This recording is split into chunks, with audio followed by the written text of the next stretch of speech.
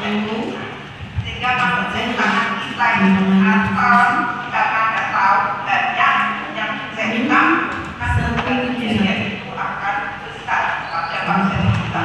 Padahal kalau ada Anda itu sebelum menjalankan tugasnya Anda sudah disumpah dengan sumpah dokter.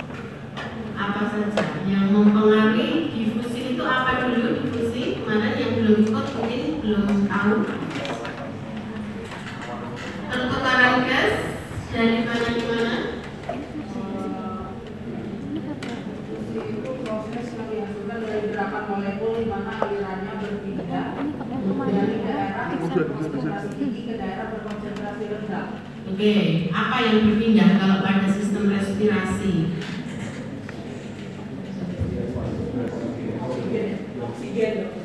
Oksigen saja. Oksigen tuker sama siapa?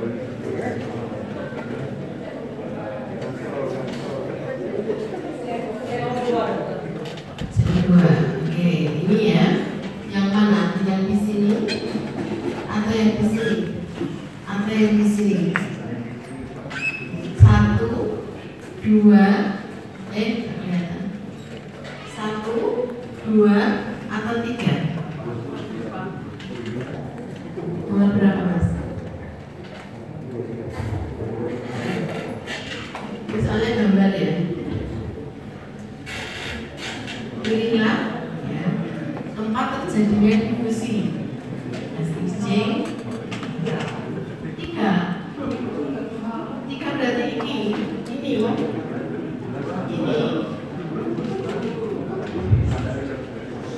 Nah ini ada 3, ini 2, ini 1. Nomor 2 dokter. Nomor 2, ya. Anda nggak pakai kacamata, nggak terlalu kelihatan. Di sini, ya terjadinya proses pertukaran. Ya. Kalau di sini kemarin pertukaran oksigen dan CO2 namanya apa?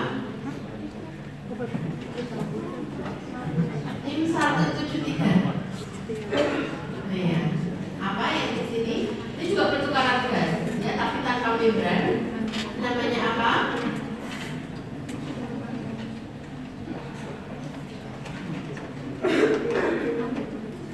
Data nggak kemarin? Data. Nanti apa namanya? Yang exchange 1 dok, Pertukaran. pertukaran dari udara dari atmosfer dengan paru. Apa namanya? Istilahnya apa? Ventilasi. Ventilasi, nggak usah ragu ya. Di sini itu namanya ventilasi, di sini namanya difusi gas exchange menggunakan membran. Di sini juga menggunakan membran. Kalau di sini namanya, kalau di atas namanya respirasi eksternal, kalau di bawah namanya respirasi internal. Ya, jadi ada 3 proses selain sirkulasi. Di sini adalah ventilasi, di sini adalah respirasi eksternal, di sini adalah respirasi internal. Baru sampai di sel terjadi respirasi seluler.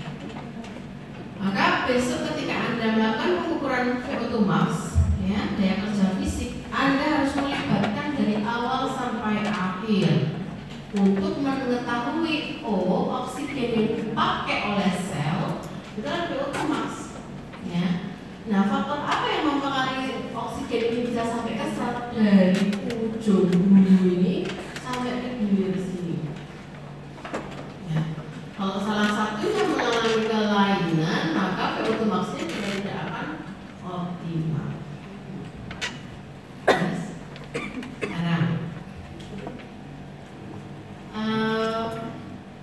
kemarin kita sudah di sini ya, ventilasi faktornya sudah kita bahas.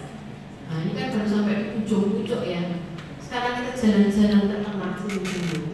Tengah nanti juga faktornya banyak, ya. Nanti di transportnya juga banyak. Di respirasi internalnya juga banyak. Semoga waktunya cukup. Ya, belum kepengaruhan.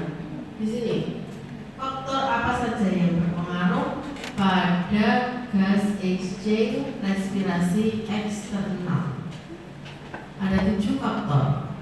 Yang sudah baca PPT saya sudah tahu. 151. Ada? Nggak ada. Nggak daftar ulang nanti ya. Ini 155. Ya, silakan Mas. Satu saja. Tadi disampaikan Mas Satria, sudah disampaikan bahwa adanya aliran dari yang tekanannya tinggi ke tekanan rendah. Berarti ada apa di sini? Harus syaratnya ada apa? Perbedaan perbedaan gradien dari darah ekstraseluler sama darah intraseluler. Perbedaan gradien apa di sini? Kalau ini ada oksigen, ada CO2, perbedaan gradien apa?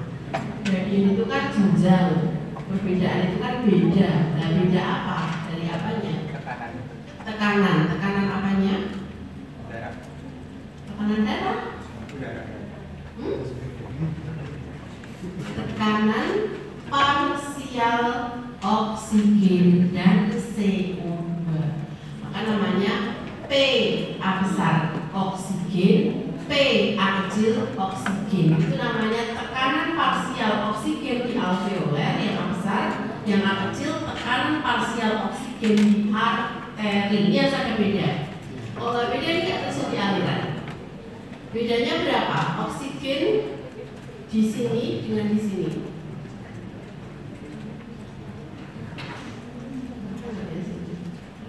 Ini. Oksigen 140. Ini mencapai equilibrium ya, tapi di sini ada perbedaan. 100 menjadi 40. Bedanya berapa? 60. Oke. Sekarang CO2 46 atau dalam beberapa literatur 45. Di sini 40. Bedanya berapa? 6 atau 5. Sekarang pertanyaannya, kecepatannya antara oksigen dengan CO2, kecepatan difusinya bagaimana? Ketika yang satu berbeda tekanannya 5 atau 6, yang satu 40. Sama atau berbeda? Berbeda. Yang sama siapa? Tidak ada. Nah, berarti Anda harus tahu faktor yang lain. Faktor yang lain yang menentukan kecepatan difusi adalah solubilitas gas di dalam membran. Oksigen dengan CO2. Kalau kecepatannya itu lebih besar oksigen, CO2-nya ini lebih rendah, kira-kira akan terjadi apa? Asidosis kan? Anda semua ini dalam keadaan asidosis, hiperoksia, hiperkapnia, kan tidak? Ya. Jadi kecepatan difusi oksigen dengan CO2 itu sama. Mengapa bisa sama? Ini harus Anda pahami, karena faktor yang menentukan kecepatan difusi itu bukan hanya perbedaan tekanan, tetapi solubilitasnya di dalam membran. Ini masuk ke membran, oksigen itu berapa kali daripada CO2 atau CO2 berapa kali dari oksigen? Ada yang tahu? Ini 63 ada? Iya. Berapa Mbak solubilitas CO2 dibandingkan dengan oksigen? Sudah baca PPT saya belum? Belum. Lah ya, jadi nggak tahu. Nih.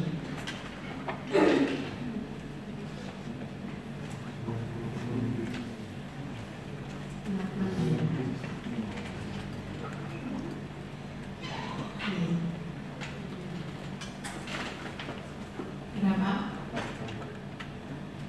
20 kali. Kalau 40 dengan 4 tadi berapa kali? 10.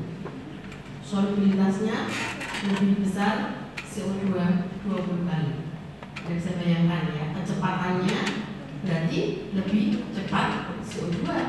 Tapi dalam hal ini untuk mencapai equilibrium sama kecepatannya. Ya. Jadi kan kalau perbedaan tekanan kan oksigen dibandingkan CO2 kan 1:10 ya. Kalau solubilitas 1:20. Ya, harusnya lebih cepat CO2, ya kan?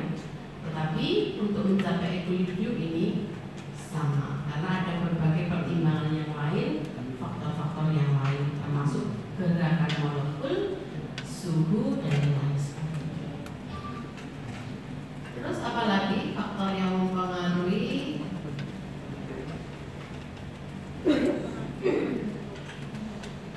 suhu? Ya. Mengapa ketika kita demam kita itu bernapas lebih cepat?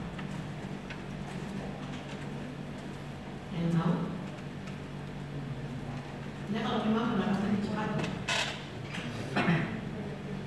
Ada perbedaan ya antara peningkatan suhu dengan peningkatan RR. Itu ada apa? Perbandingannya. Ketika meningkat suhu 1 derajat Celcius akan meningkatkan respirasi rate berapa kali, gitu ya? Itu ada perbandingannya. Mengapa kok begitu? Karena ada pengaruhnya terhadap pergerakan CO2 dan oksigen melalui membran ini akibat adanya peningkatan temperatur atau suhu. Jadi dalam suhu yang tinggi meningkat, maka pergerakan molekul itu menjadi lebih cepat. Kecepatan difusi akan meningkat. Meningkatnya itu karena apa? Untuk memenuhi kebutuhan metabolisme. Ya, pada fever, demam, metabolisme meningkat tidak? Meningkat. Anda blok 1.3 udah lulus ya? Sudah kan ya? Nah ini sudah sampai ke sana. Untuk memenuhi itu, maka ketika difusi meningkat, pasti ventilasi juga akan meningkat untuk menyeimbangkan. Nah kalau difusinya meningkat tanpa ada pasokan dari ventilasi, tentu tidak akan sinkron, kebutuhannya tidak akan tercapai. Nah, maka di sini terjadi hiperventilasi. Anda menjadi bernapas lebih cepat. Kalau, nah ini ada keadaan yang sudah tidak fisiologis, terjadi kenaikan suhu tetapi respirasi rate-nya tidak ikut naik, yang harus curiga ada satu kelainan obstruktif. Ya. Secara fisiologis kompensasinya ketika terjadi kenaikan suhu pasti akan terjadi kenaikan RR. Tapi Anda akan temukan pada beberapa kelainan, ya, atau misalnya pada efek imunitas juga bisa terjadi ketika ada kenaikan suhu yang tidak meningkat RR. Nah ini berarti keadaan patologis, ya.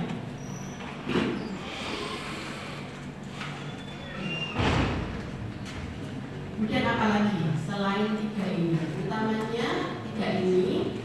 Kemudian yang terkait dengan defek fungsi membran, ya. Kalau secara naturalnya gas itu ya hanya ini, perbedaan tekanan, solubilitas dan suhu, ya.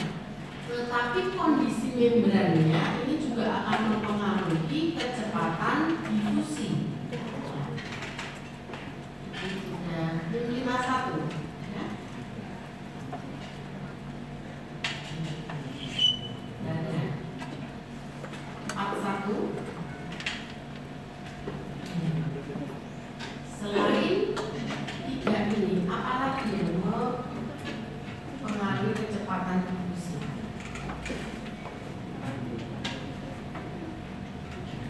Kemarin saya sudah cerita ya, alveolus kalau dibelah sepanjang 100 meter persegi berarti apa?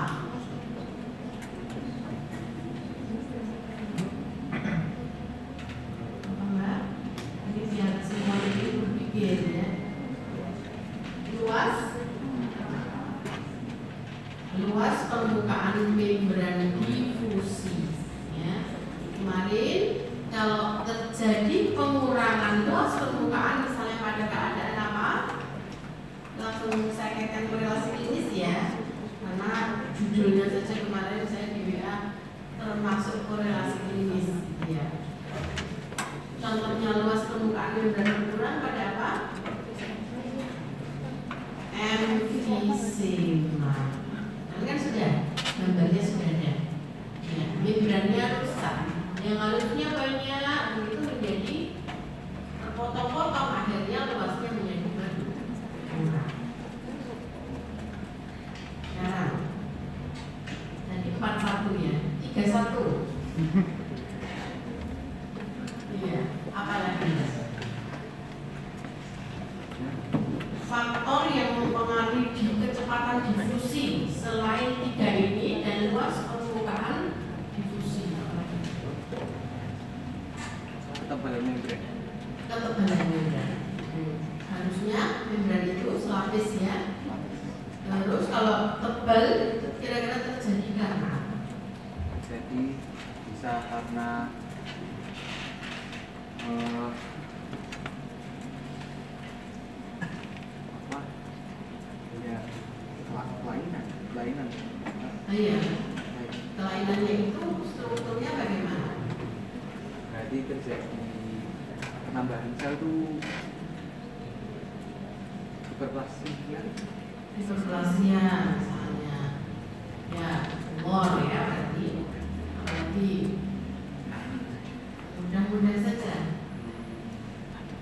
tumor itu terlalu jauh, tumor paru ya, betul, tapi kan jarang ya. Yang sering kita hadapi kemarin sudah ya, digantinya jaringan elastis dengan jaringan fibrotik. Ini kan dia jaringan fibrotik, kalau ada luka itu jaringannya kan tebal, oh yang ganti jaringan kulit Anda itu. Nah, jadi di sini kelainan pada TB, pneumonia, fibrosis paru itu tidak hanya kelainan ventilasi atau compliance paru. Compliance paru itu kemarin restrik ya, tetapi juga berpengaruh pada kecepatan difusi karena membrannya menjadi menebal. Jadi nanti pertanyaannya ujian, kalau terjadi TB paru dengan penggantian jaringan elastis menjadi jaringan pengikat, akan terjadi kelainan ventilasi dan difusi, ventilasi dan sirkulasi, ventilasi dan respirasi internal, ventilasi dan respirasi seluler. Anda bisa jawab ya. Sudah mulai campuran ya dengan klinis yang ada. Saya sampaikan kasusnya. Anda tidak perlu mendiagnosa karena belum levelnya. Didiagnosa oleh dokter sebagai pneumonia. Maka pada sistem respirasi akan terjadi kelainan berupa pada mekanisme. Ya. Sudah jadi satu soal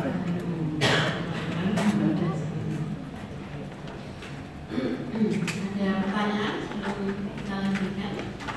Selain luas tebal membran, apa lagi? Ini 21. Ya.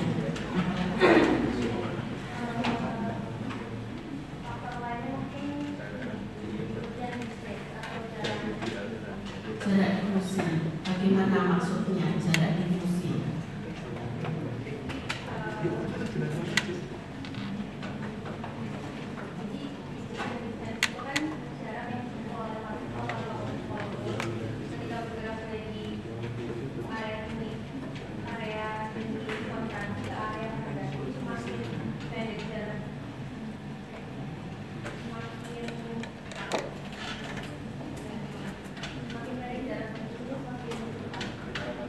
Oke, jarak antara apa kalau dalam sistem respirasi? antara siapa dengan siapa.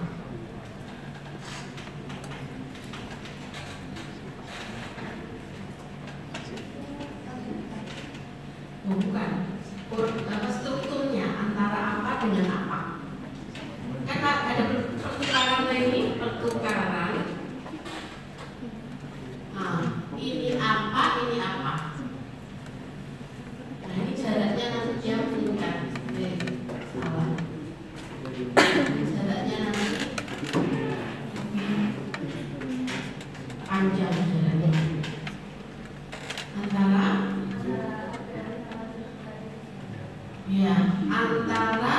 sirkulasi antara alveolus dengan sirkulasi pulmonal. Ya, jelas antara siapa dengan siapa. Apa yang mengakibatkan jarak ini menjadi memanjang? Ada apakah dia di sini? Ini 11. Ya, apa ada apa jaraknya Mbak?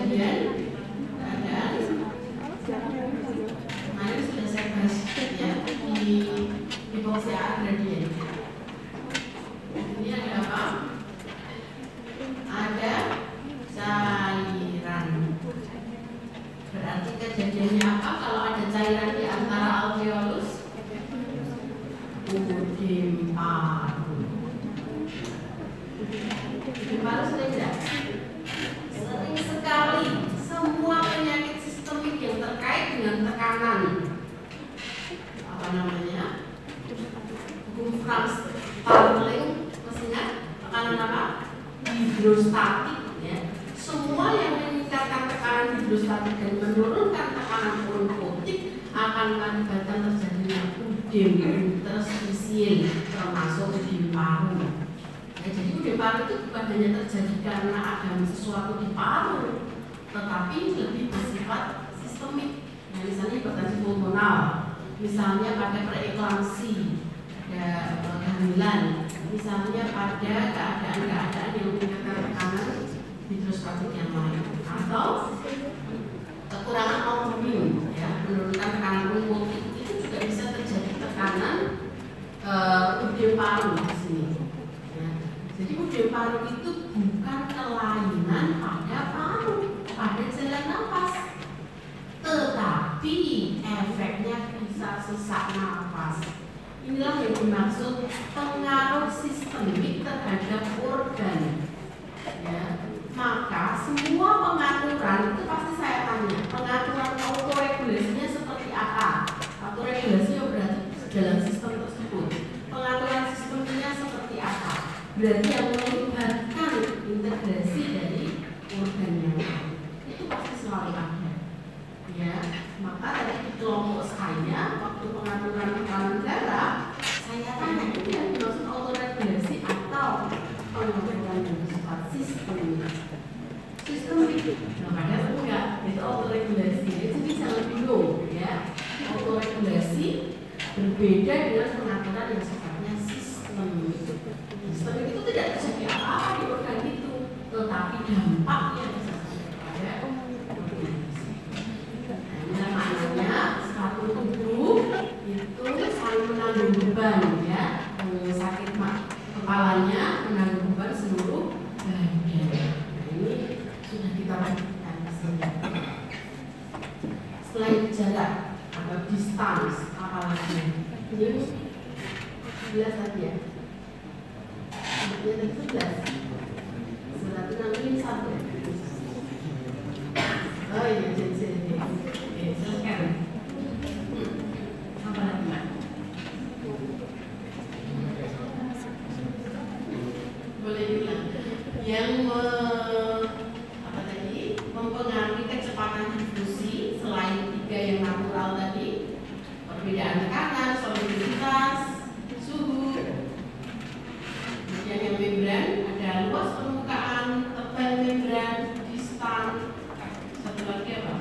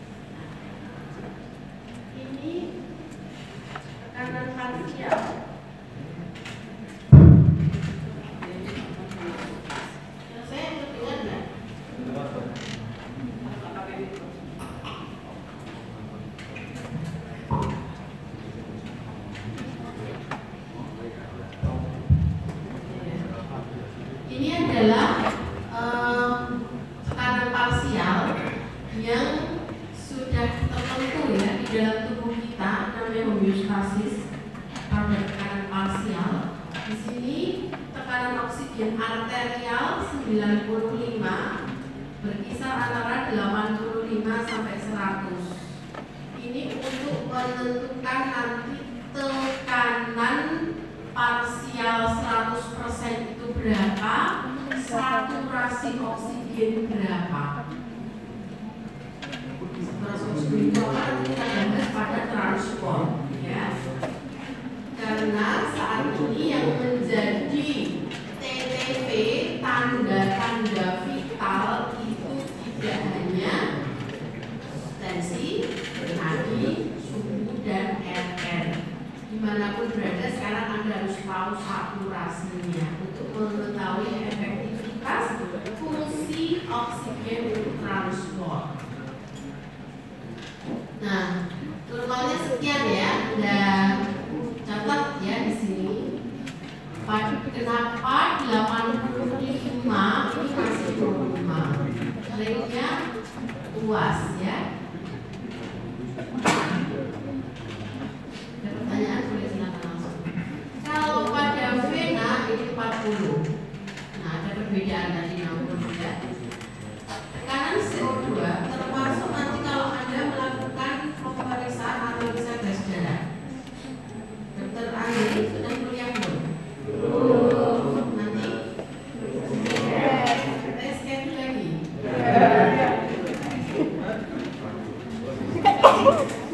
Ya, sudah apa-apa. Sampaikan ya.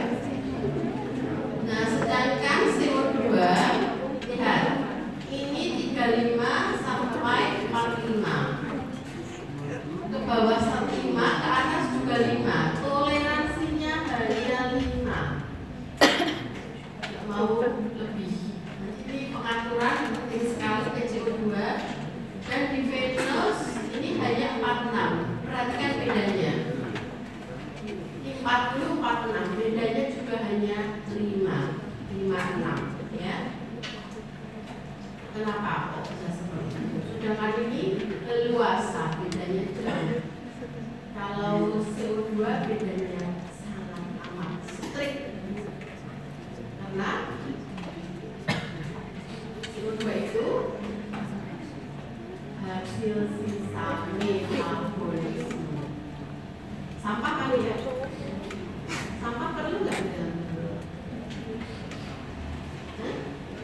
Tidak perlu. Kata siapa? Meskipun sampah dia itu penyangga buffer kimiawi yang hebat, yaitu kan komponen asam. Kalau tidak ada CO2, alkalosis, ya. Meskipun sampah, dia ini harus diatur sedemikian rupa pada angka ini. Tidak boleh kurang, tidak boleh lebih. Maka CO2 menjadi sinyal ya pada kemoreseptor yang lebih sensitif atau paling sensitif terhadap pengaturan respirasi dibandingkan yang lainnya, termasuk oksigen. Paham nggak sampai sini? Ngerti ya? Maksudnya kalau terjadi hiperkapnia, peningkatan CO2 sedikit saja, reseptor itu sudah sangat aware.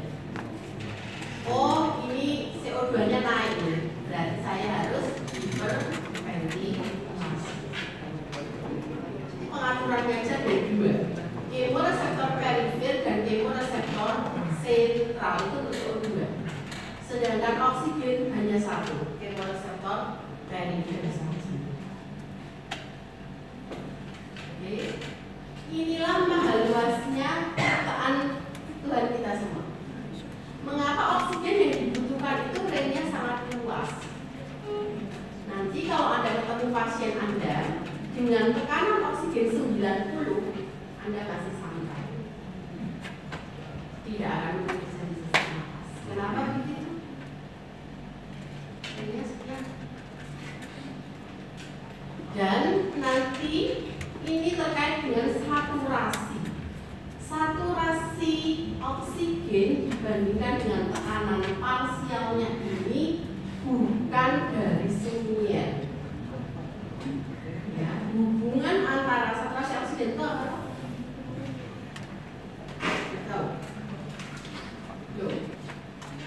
oksigen yang kalau saturasi oksigen berarti oksigen yang namanya. Kalau Hb oksigen nanti dari bagiannya. Oksigen yang terikat oleh Hb. Kenapa sih kok oksigen harus terikat sama Hb toh? Buat apa dia terikat sama Hb? Saya tahu. Ya, ini saya. Ini satu tadi sih. Ini 3 sekarang.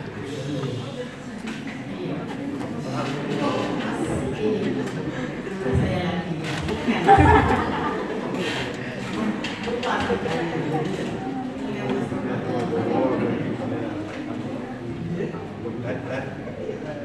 mengapa kok oksigen itu harus terikat sama Hb? Makanya kenapa? Karena kan Hb itu yang untuk transport oksigen. Mengapa dia butuh transport? Mengapa dia butuh kendaraan? Untuk diedarkan ke tubuh. Untuk? Diedarkan.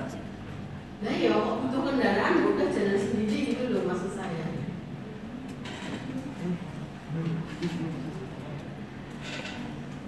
Diedarkan butuh kendaraan, kalau jalan kira-kira lama betul.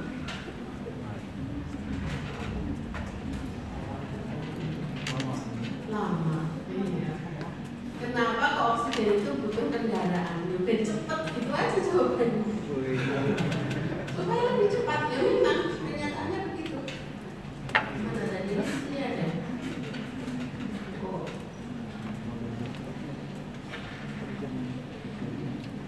Ini equilibrium.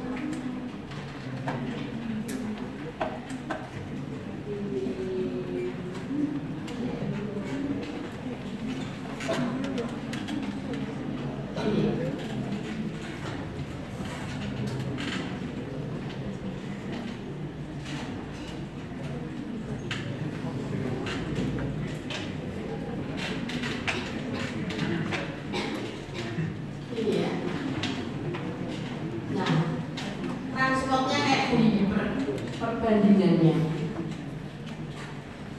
kalau tidak ada Hb, maka total oksigen carrying capacity-nya hanya 3 ml oksigen per liter darah. Jadi melakukannya itu imik-imik gitu ya, imik-imik gitu. Bisa sampai, kemudian tujuannya jauh ya, tujuannya kemana? Ke sel.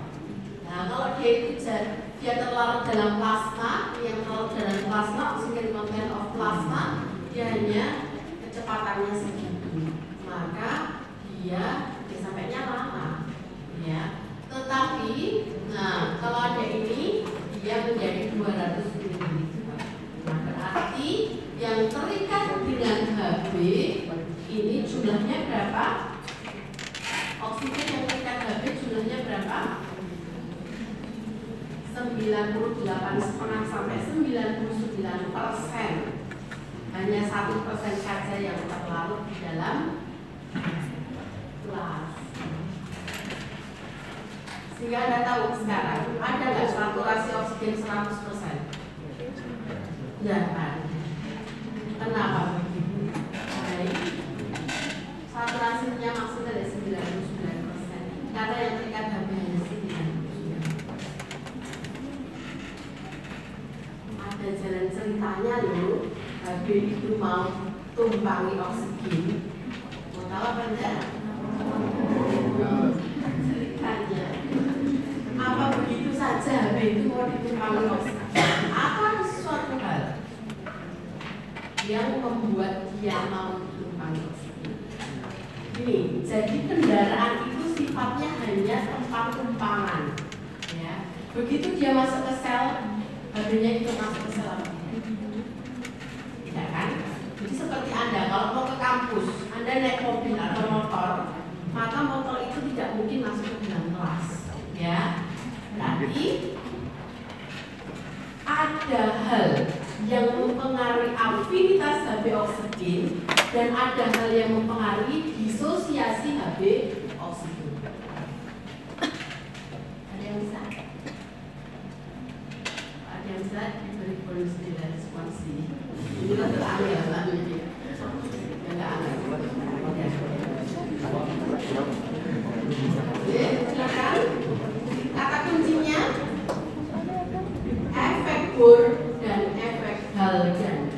Saya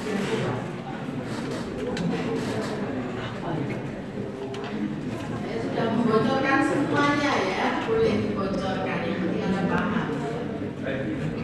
Ada yang tahu efek Bohr? Ada yang tahu efek Balkan?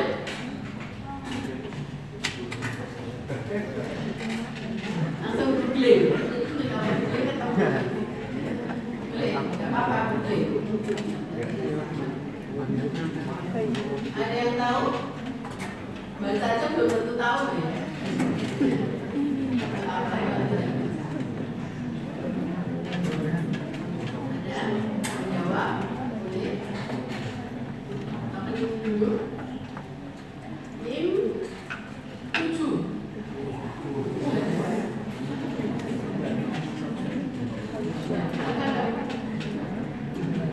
Kenapa sih HP mau ditumpangi sama oksigen? Kenapa api kita selalu meningkat dengan oksigen?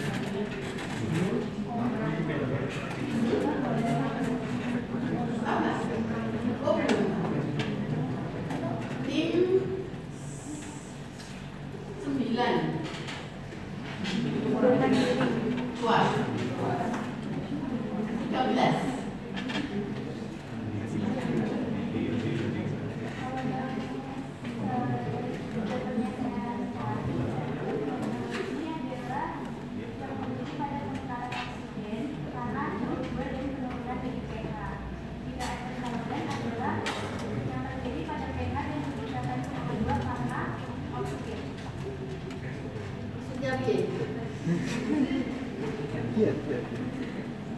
Biasa.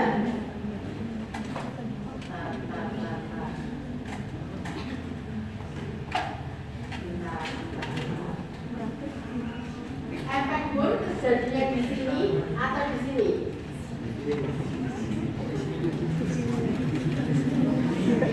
Dua atau tiga? Dua.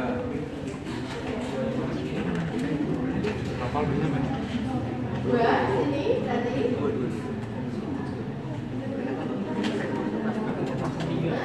Ini kan efek Bohr. Kalau ini berarti apa? Dua problem.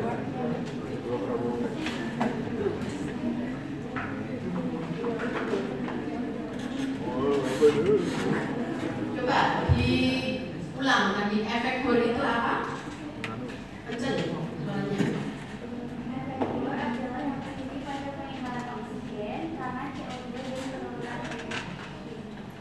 Efek Bohr adalah karena terjadi peningkatan CO2.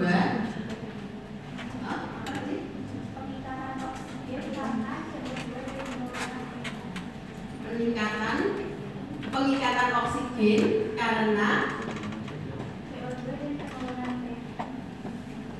ini ya berarti ya.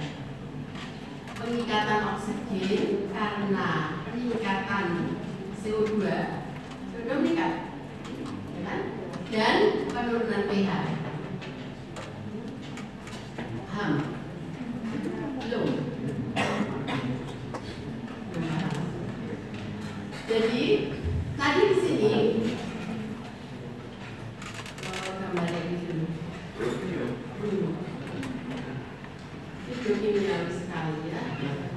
Tapi kalau bukan dia ngasih nanti saya salah ya. Jadi harus dikasihkan.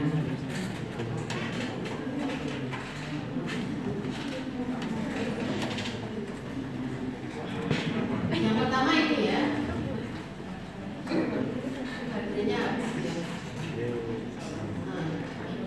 Di sini oksigen ini akan masuk ke sini sampai menjadi equilibrium, betul ya? Berarti terjadi peningkatan oksigen. Sedangkan nanti prosesnya sebelumnya yang CO2 dulu ya. CO2-nya akan meningkat ya dibandingkan yang sebelah kanan. Yang kiri ini kan 46. Tetapi pada saat oksigen akan masuk, CO2 ini akan difusi ke alveolus.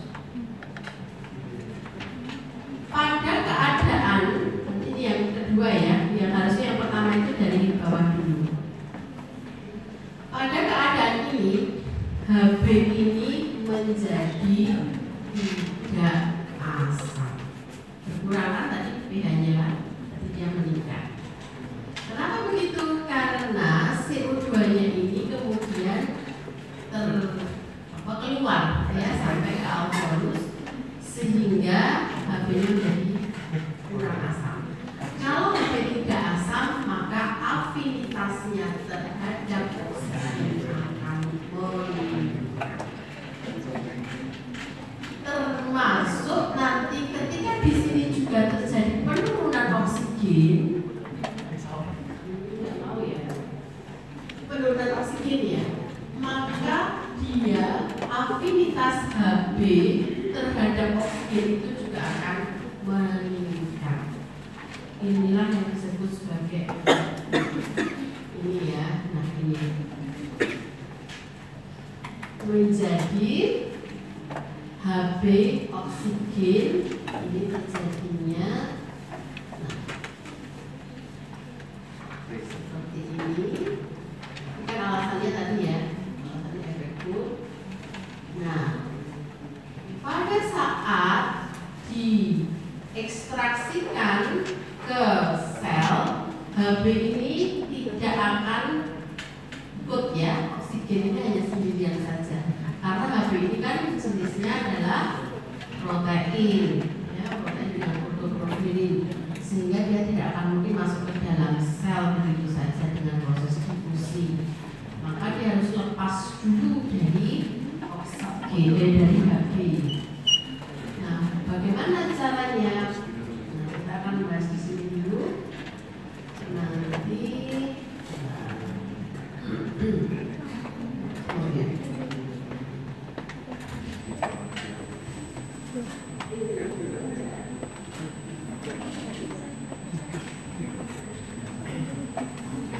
Ini yang terjadi di mana? Respirasi internal apa eksternal? Respirasi internal. Mengapa? Tadi kan HB sudah berhasil nangkap oksigen ya. Penyebabnya karena HB sudah tidak mulai asam.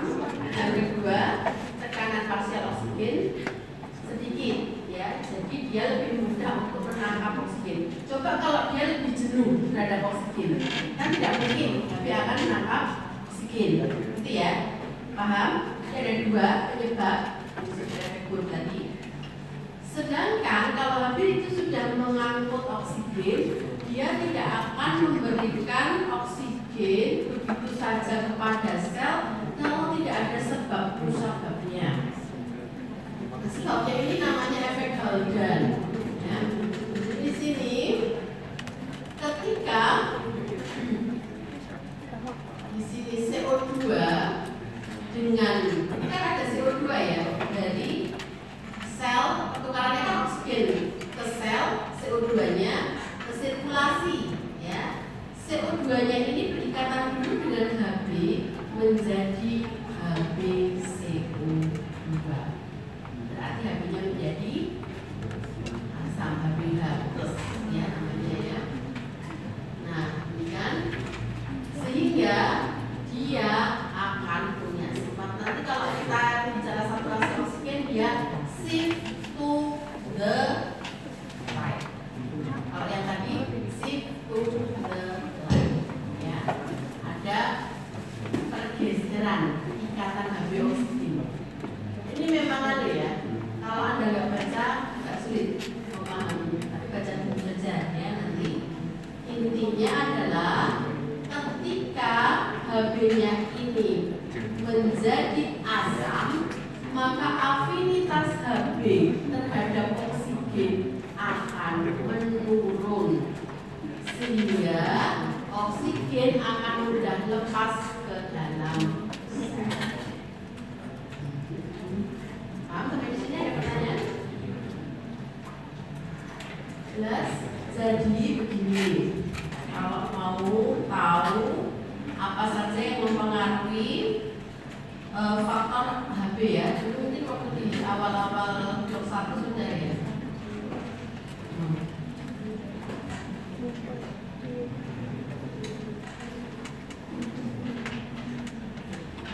Jadi ini Hb itu punya karakteristik ya, dia hanya bisa menangkap satu molekul Hb itu 4 molekul oksigen.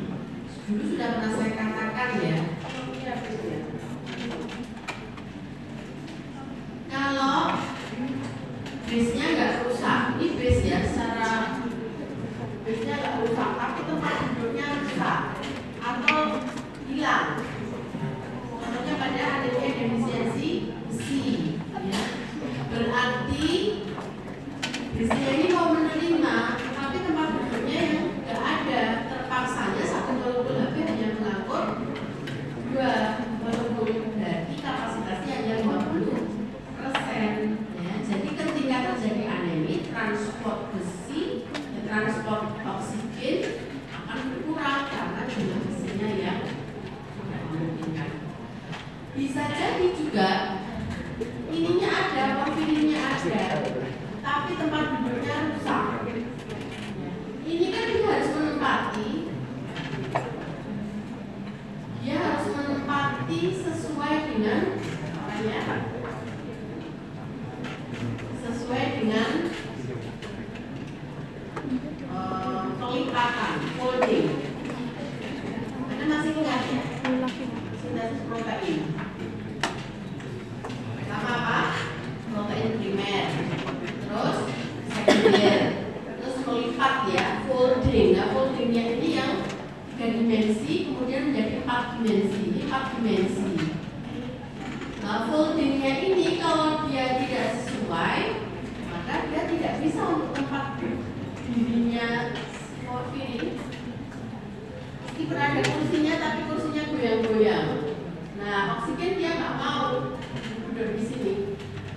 Nah, berarti selain defisiensi besi, terjadinya kegagalan transport oksigen juga bisa karena gangguan dari globin. Penyebabnya apa saja kalau ini berarti sebenarnya thalassemia. Karena thalassemia itu pada chain-nya, pada ini kalau Hb adult itu rantainya apa saja? Alfa, beta, gamma, delta. Yang tahu? Sudah lulus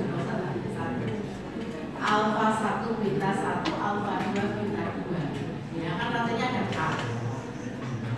Nah, kalau salah satu rantainya diganti, contohnya pada Hb fetus, dia mau dia tingkat di sini, tapi dia nggak mau disosiasi nantinya karena afinitas Hb oksigennya sangat kuat. Ya, jadi afinitas Hb oksigen ini banyak sekali faktornya. Dan ini pasti juga akan keluar di sini. Ya. Apa saja yang mempengaruhi afinitas Hb oksigen? Apakah jumlah isinya? Apakah saya ibaratkan seperti mobil tadi supaya setelah itu sudah tumpang ya. Kemudian struktur dari chain-nya ini, struktur dari rantainya ini juga mempengaruhi. Ada beberapa penyakit yang terkait. Jadi kalau di blok 4.2 Anda akan 4.1 Anda akan ya. Jadi dikaitkan dengan blok-blok selanjutnya. Ini yang saya maksud. Saya sampai berapa? 1.30 ya. Oke. Ini adalah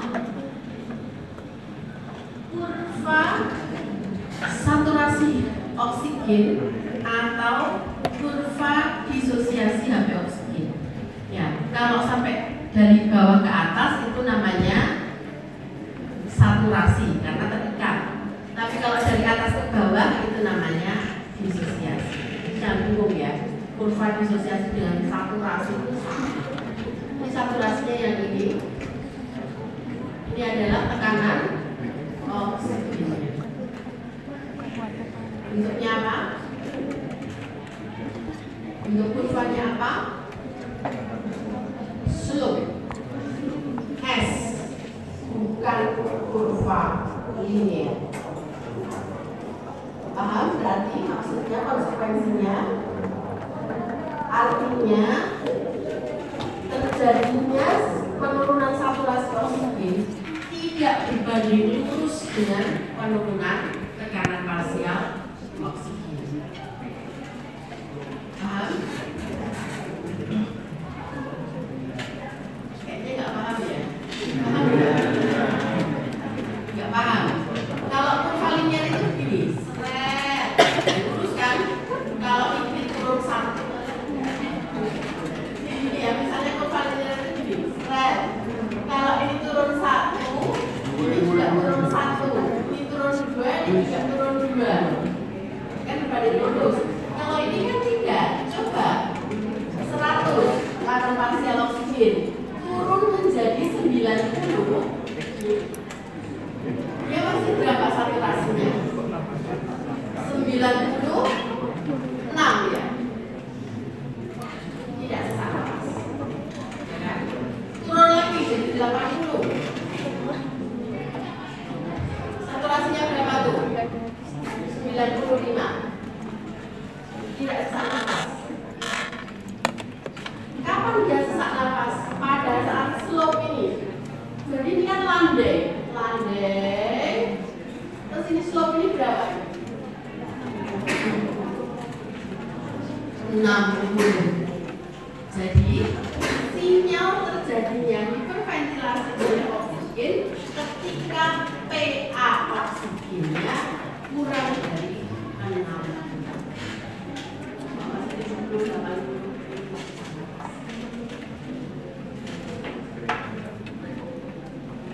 Jelas maksudnya?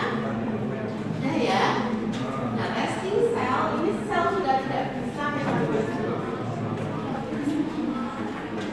Bandingkan ya, 100 sampai 60. 60 kan?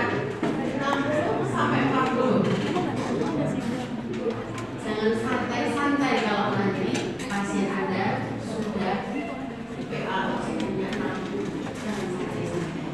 Ini kondisi sangat emergensi. Begitu dia turun 50, 40 sudah beres. Bisa ada salah. Jadi titik kritikalnya namanya di sini PO 50 ini ya.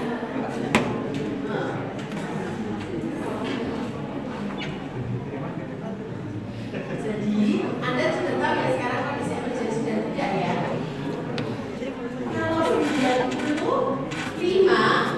Anda boleh santai, tetapi begitu turun ke 90 itu sudah emergency karena dia cepat sekali akan turun sampai ke 80 dan 80 itu titik kritikalnya.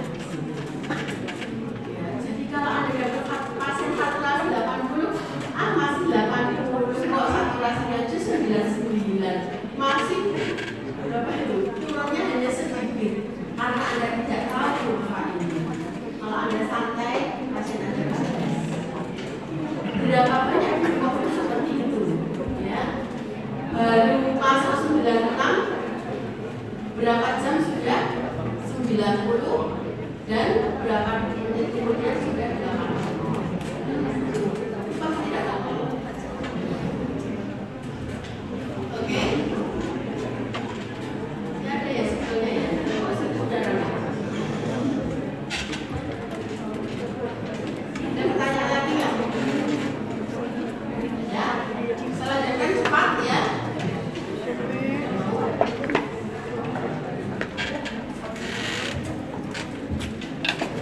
Nah, ini yang dimaksud shift ya, pergeseran pada kurva oksigen.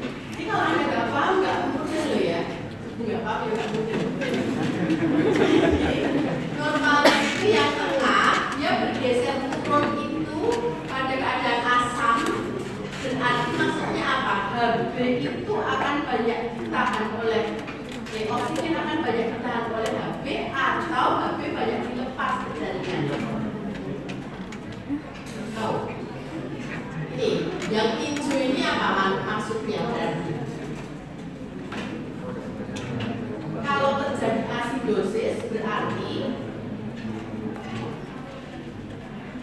Hb akan banyak melepas oksigen, maka dia bergeser ke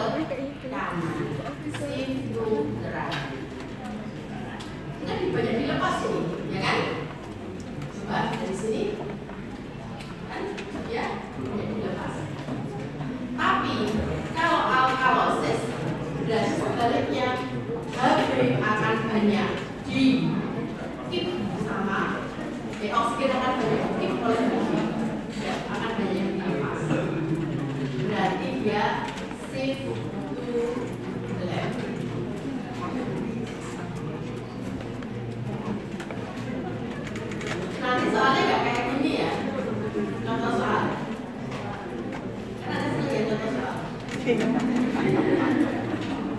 saat olahraga, kurva disosiasi oksigen akan bergeser kembali. Anda pikirnya 3 kali 4 kali ini. Pada saat olahraga terjadi peningkatan CO2 tidak? Jadi peningkatan CO2. Berarti terjadi peningkatan pH tidak? Peningkatan apa penurunan?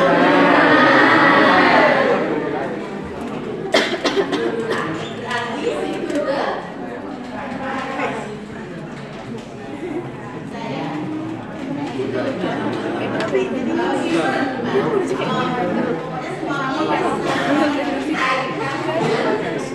ada 4 faktor. Yang kedua, suhu. Kalau suhunya meningkat, misalnya, berarti oksigen akan banyak dilepas. Tugasnya karena metabolisme meningkat, pasti butuh oksigen, ya. Tetapi kalau suhunya dingin, dia mengalami hipotermia, maka HB akan banyak oksigen akan banyak dijaga oleh HB, ya. Jadi dia suhu. Kemudian metabolisme. Kedua tadi sudah ya. Ini 2-3 dpg. Ini peningkatan metabolisme, hasil akhirnya adalah peningkatan enzim ini ya, enzim di dalam metabolisme sel. Ini juga sama ya. Waktunya ini karena mepet sekali. Nah, ini juga faktor yang lain tadi HB maternal beda dengan HB fetal. Karena HB fetal tadi struktur dari rantainya beda, sehingga dia lebih tinggi, aktivitasnya beragam. Ini rangkumannya baru total arterial oksigen konten, transport CO2 nanti bagian sudah saya kasihkan terkait efek sama gas exchange. Kontrol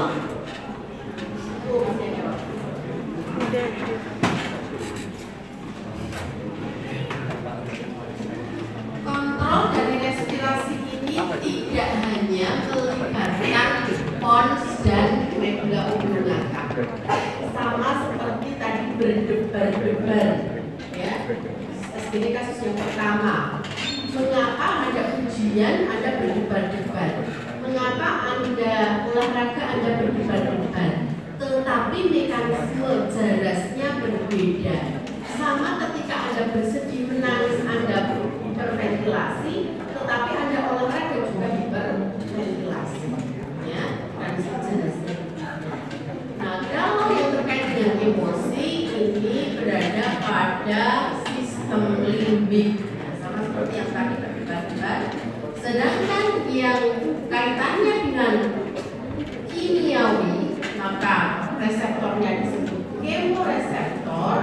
Di sini ada unsur CO2, oksigen dan pH.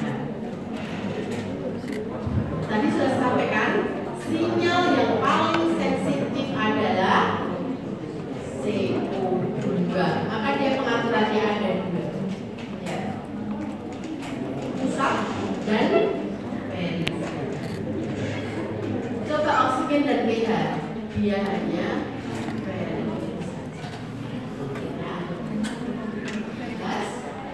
nah, sekarang ini efeknya apa? Efeknya akan, kalau di pernafasan biasa ya, tidak pernafasan tidak berkaitan dengan irama nafas, maka yang akan mengatur sentralnya ada di pons, ini ada grup dorsal dan grup ventral. Jadi kalau berbicara tentang suatu rangsang, maka Anda harus tahu jaras afrennya apa, pusat pengaturannya di mana, jaras afrennya siapa, efektornya siapa.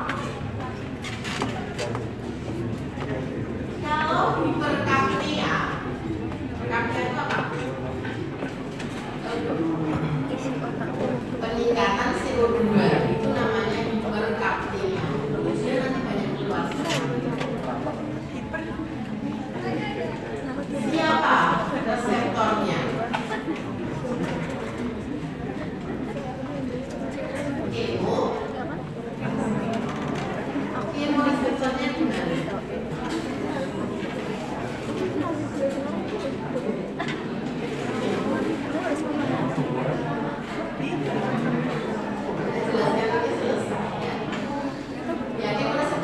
kedua, karena dia mengubah pH LKS liquor cerebrospinal, dan yang kedua dia punya reseptor benefit. Ya. Maka Ceres afrennya siapa? Ya, Mas ya. Ya. Dia akan membawa sinyal menuju pusat pernapasan yang ada di pons. Ya. Dari pons kemudian dia akan ke jeras efrennya. Jeras efrennya nervus phrenicus. Nervus phrenicus ini pasti kepada siapa? Otot pernapasan interkostalis exogenous, sehingga dia akan mengakibatkan terjadinya hiperventilasi.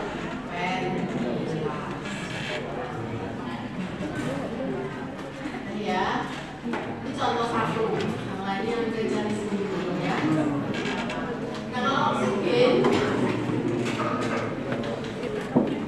nah ini oksigen. Oksigennya itu tadi nanti ada 60 ya, 60 dan lagi baru terjadi seperti ini. Ini lebih kompleks lagi. Kalau ini yang mekanisme ini pusat dan perifer. Tekanan oksigen ini ya, dia baru akan mengaktifasi perifer jika tekanannya kurang dari 6.